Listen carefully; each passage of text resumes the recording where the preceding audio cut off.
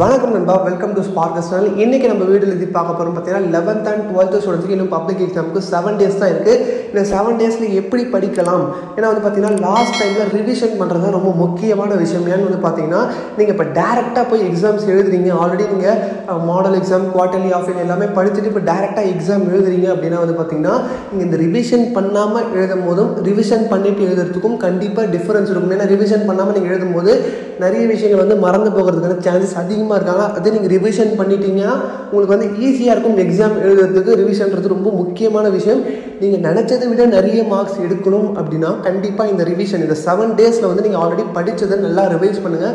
First எது கஷ்டமான சப்ஜெக்ட்ஸோ அந்த சப்ஜெக்ட்ஸ்லேருந்து எப்பவுமே பாருங்கள். கஷ்டமான சப்ஜெக்ட்ஸ் வந்து ஒரு 2 days வந்து டைம் எடுத்துக்கோங்க. மற்ற சப்ஜெக்டில் வந்து ஒரு நாளில் வந்து ரிவைஸ் பண்ணுற மாதிரி பார்த்துக்கோங்க. அதே மாதிரி எக்ஸாமுக்கு முன்னாடி ஒரு லீவ் இருக்கும்.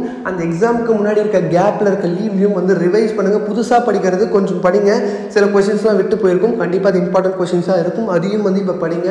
ஏன்னா வந்து நிறைய பேர் வந்து என்ன கேட்குறாங்கன்னா, புதுசாக இதுக்கப்புறம் படிக்கலாமா இல்லை ரிவைஸ் மட்டும் தான் பண்ணணுமான்னு கேட்டிங்கன்னா, ரிவிஷனும் பண்ணலாம். நீங்கள் புதுசாகவும் வந்து ஃபுல்லாக புதுசாக படிக்காமல் நல்லா பழைசாக படித்ததை வந்து நீங்கள் ஆல்ரெடி படித்ததை இந்த குவார்டர்லி, ஆஃப் இயர்லி, இந்த மாடல் எக்ஸாமுக்கு படித்ததை ரிவைஸ் பண்ணிவிட்டு டைம் இருக்கும்போது நீங்கள் இந்த புதுசாக இருக்க கொஷின்ஸ் வந்து இம்பார்ட்டன்ட் கொஷின்ஸ் வந்து படிச்சுக்கோங்க.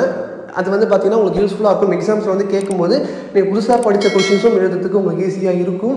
இந்த 7 daysை வந்து யூட்டிலைஸ் பண்ணிங்கன்னா உங்களோட டோட்டல் வந்து நல்லா வரும். ஏன்னா வந்து இப்போ இன்ஜினியரிங் கவுன்சிலிங்கும் வந்து பார்த்தீங்கன்னா இந்த வருஷம் வந்து காம்படிஷன் ஹெவியாக இருக்கும். அதனால் கட் ஆஃப்ன்றது நல்ல கட் ஆஃப் இருந்தால் தான் நல்ல காலேஜஸ் கிடைக்கும். நல்ல காலேஜஸில் நீங்கள் போய் ஜாயின் பண்ணால் தான் நல்ல வந்து நம்ம பிளேஸ்மெண்ட் வந்து நல்ல ஜாபும் வந்து கிடைக்கும். அதனால் இதுதான் வந்து ரொம்ப ஒரு முக்கியமான விஷயம். இந்த மார்க்கில் வந்து கொஞ்சம் கான்சன்ட்ரேட் பண்ணுங்கள். 12th முக்கியமாக 11th ஸ்டூடெண்ட்ஸும் சரி. உங்களுக்கு வந்து மார்ச் வந்து உங்களுக்கு 4 வந்து ஸ்டார்ட் ஆகுது. 12th இன்னும் வந்து மார்ச் 1ஆம் தேதி ஸ்டார்ட் ஆகுது. அதனால் கரெக்டாக வந்து இந்த 7 days வந்து பிளான் பண்ணி படிங்க. உங்களுக்கு ஏதாவது இம்பார்ட்டன்ட் கொஷின்ஸும் நம்ம எல்லா சப்ஜெக்ட்ஸ்க்கும் வந்து நம்ம வீடியோஸ் வந்து போட்டுருக்கோம். இதுக்கப்புறமா வந்து பார்த்திங்கன்னா இந்த ப்ரெசன்டேஷன் எப்படி வந்து ப்ரெசன்டேஷன் பண்ணலாம், அது மட்டும் இல்லாமல் வந்து பார்த்திங்கன்னா உங்களுக்கு வந்து கரெக்ஷன் வந்து எப்படி இருக்கும், பப்ளிக் எக்ஸாம் கரெக்ஷன்றதையும் நம்ம வந்து வீடியோவில் வந்து போடுவோம். அதெல்லாம் நீங்கள் தொடர்ந்து பார்க்கணும்னா நம்ம சேனல் இதுக்கும் சப்ஸ்கிரைப் பண்ணலாம். மறக்காமல் சப்ஸ்கிரைப் பண்ணி கூட இருக்க பெல் பட்டனையும் கிளிக் பண்ணிக்கோங்க.